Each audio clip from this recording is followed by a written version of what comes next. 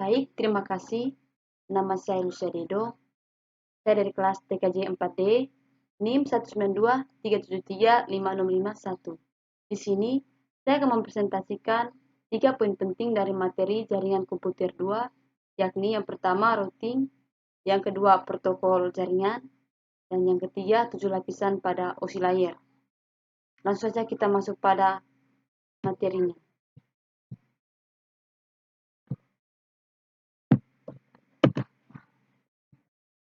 Yang pertama routing.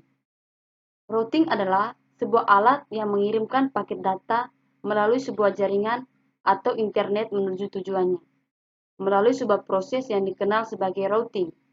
Proses routing terjadi pada lapisan 3, lapisan jaringan seperti internet protokol, dari lapisan tumpukan atau sering disebut dengan stack protokol.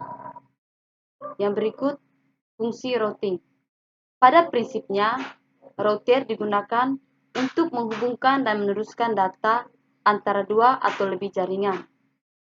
Saat ini, router lebih dikenal sebagai alat untuk menghubungkan jaringan yang dipasang baik di perumahan, kantor, warnet, atau instansi lainnya untuk menghubungkan dengan internet.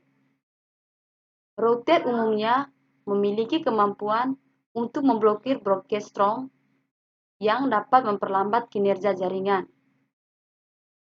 Router sering disalahartikan dengan switch. Namun, kedua alat ini memiliki fungsi yang berbeda, yakni pada router ia berfungsi untuk menghubungkan jalan antara jalan jaringan satu dengan jalan jaringan lainnya.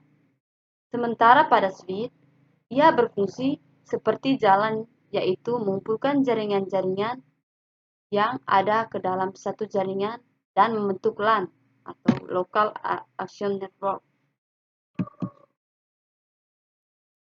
Yang berikut masuk pada jenis-jenis routing.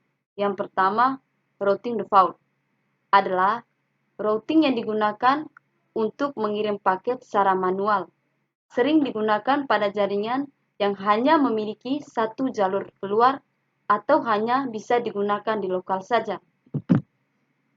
Yang berikut, routing statik adalah router yang memiliki kabel routing statis yang settingannya diatur oleh administrasi jaringan secara manual.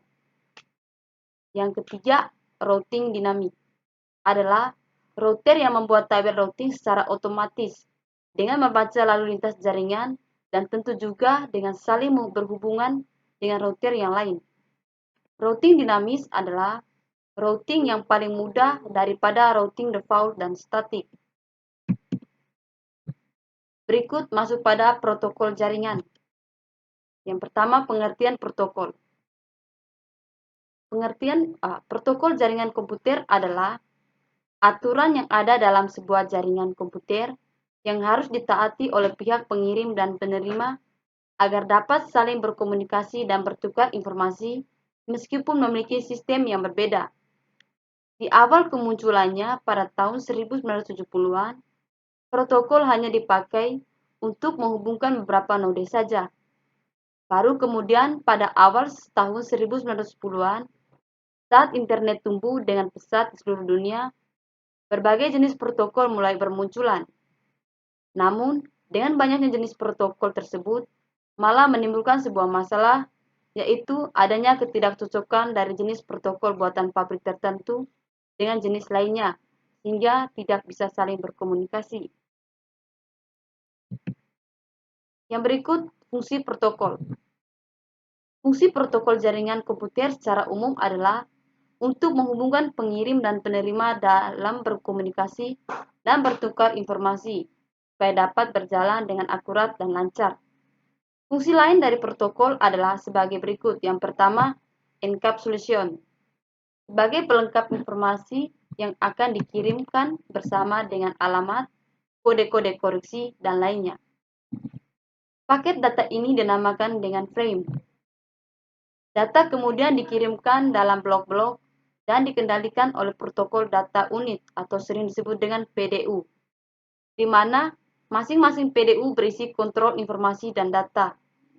Contoh protokol dengan fungsi encapsulation adalah HDLC, ATM, LLC, IEE 802.11, IEE 802.3, frame relay, TFTP. Berikut connection control, yang artinya membangun hubungan komunikasi dari transmitter ke receiver untuk mengirim data dan mengakhiri hubungan. Yang berikut flow control, mengatur perjalanan data dari transmitter ke receiver yang dilakukan dengan cara satu persatu guna membatasi jumlah data yang dikirimkan. Pada fungsi ini harus terdapat fitur stop and wait, yang artinya masing-masing PDU harus diakui sebelum proses pengiriman selanjutnya. Yang berikut error control, mengawasi terjadinya kesalahan saat proses pengiriman data. Jika terjadi kesalahan, maka paket akan langsung dibuang. Yang berikut fragmentasi, proses di mana pihak pengirim membagi informasi yang dikirim menjadi beberapa paket data. Proses ini ditandai dengan urutan beberapa PDU dengan berbagai batasan ukuran. Yang berikut reassembly, proses di mana pihak penerima mengembalikan kembali paket data menjadi satu paket yang lengkap. Dan yang terakhir, transmission service, memberi pelayanan komunikasi data seputar prioritas dan keamanan data. Contohnya saja, prioritas paket, pengaturan batas koneksi, membatasi akses paket, mutu jaringan, dan lainnya. Yang berikut kita masuk pada jenis protokol. Yang pertama, ada protokol Ethernet. Jenis protokol yang menggunakan suatu metode akses berupa CSMA or CD, atau sering disebut dengan Carrier Sense Multiple Access or Collision Detection. Yang kedua, protokol local talk. Jenis protokol yang dikembangkan perusahaan Apple yang ditujukan untuk komputer Macintosh dengan metode CSMA or CA, Carrier Sense Multiple Access or Collision Avoidance. Yang berikut, jenis protokol yang ketiga ada token ring. Jenis protokol yang dikembangkan oleh perusahaan IBM dengan metode akses pengiriman informasi yang berada di dalam satu lingkaran protokol. Yang berikut, jenis protokol yang berikut FDDI, atau sering disebut dengan Fiber Distributed Data Interface, yakni jaringan protokol yang dipakai untuk menyambungkan beberapa komputer dengan tipe area lokal yang meliputi wilayah jarak jauh. Metode yang digunakan adalah dengan token dan topologi ring kembar. Yang berikut, jenis protokol yang berikut ada TCP/IP, atau sering disebut dengan Transmission Control Protocol atau Internet Protocol. Protokol ini jenis standar komunikasi data yang terdiri dari sekumpulan protokol dan dipakai oleh komunitas internet secara global. Jenis protokol yang berikut ada UDP, atau sering disebut dengan User Datagram Protocol.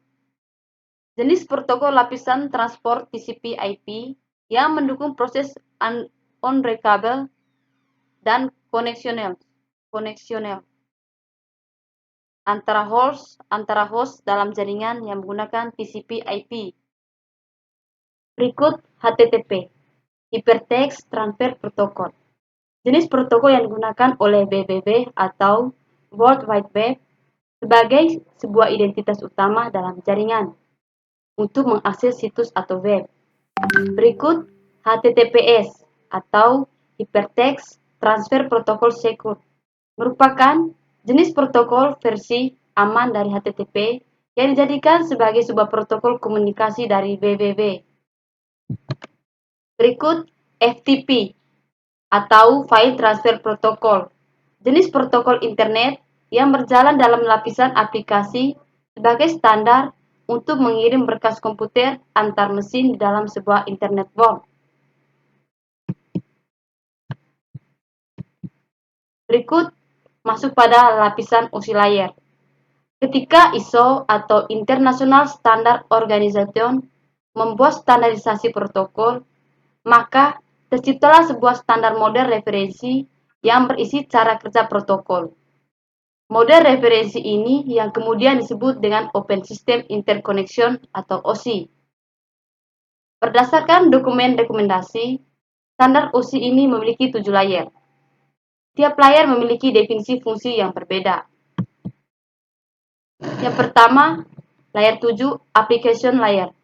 Merupakan layer di mana terjadi interaksi antar muka end user dengan aplikasi yang bekerja menggunakan fungsionalitas jaringan, melakukan pengaturan bagaimana aplikasi bekerja menggunakan resource jaringan, untuk kemudian memberikan pesan ketika kesalahan. Beberapa service dan protokol yang berada di layer misalnya HTTP, FTP, SMTP, dan lain-lain. Yang berikut, layer 6 ada presentation layer. Layer ini bekerja dengan mentranslasikan format data yang hendak ditransmisikan oleh aplikasi melalui jaringan ke dalam format yang ditransmisikan oleh jaringan. Pada layer ini, data akan dienkripsi atau dideskripsi. Berikut, layer 5 ada session layer. Session layer akan mendefinisikan bagaimana koneksi dapat dibuat, dipelihara, dan dihancurkan. Di layer ini ada protokol name recognition, NVS, dan SNB.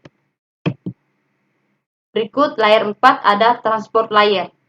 Layer ini akan melakukan pemecahan data ke dalam paket-paket data, serta memberikan nomor urut pada paket-paket data tersebut, sehingga dapat disusun kembali ketika sudah sampai pada sisi tujuan. Selain itu, pada layar ini akan menentukan protokol yang akan digunakan untuk mentransmisikan data. Misalkan, protokol TCP. Protokol ini akan mengirimkan paket data, sekaligus akan memastikan bahwa paket diterima dengan sukses, dan mentransmisikan ulang terhadap paket-paket yang hilang atau rusak di tengah jalan.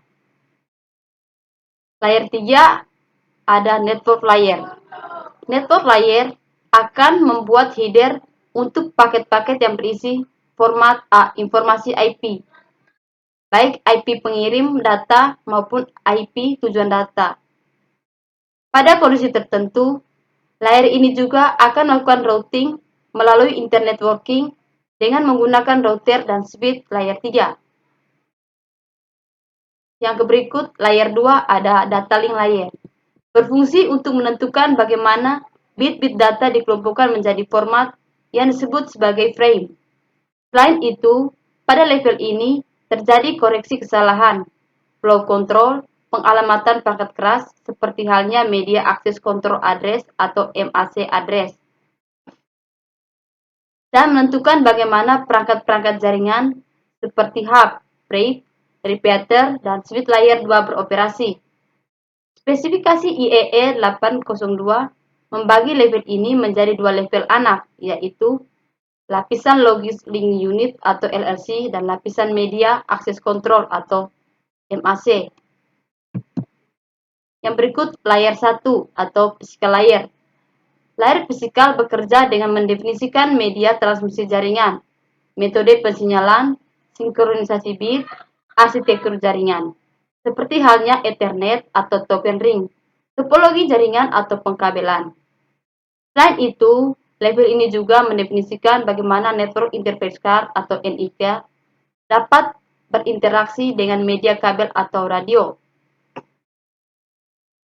Proses pengiriman data melewati tiap layer ini bisa kita analogikan seperti ketika kita mengirim surat. Isi surat adalah data yang kita kirim dari layer 7 ke layer 5. Kemudian sesuai standar pengiriman, isi surat tersebut kita masukkan ke dalam sebuah amplop atau layer 4. Agar surat kita bisa terkirim, kita perlu menambahkan alamat kemana surat tersebut akan dikirim. Juga siapa pengirim surat tadi, itu terjadi pada layer 3. Selanjutnya, surat tersebut akan kita serahkan ke pihak ekspedisi, dan pihak ekspedisi yang nantinya akan mengirimkan surat tadi ke layer.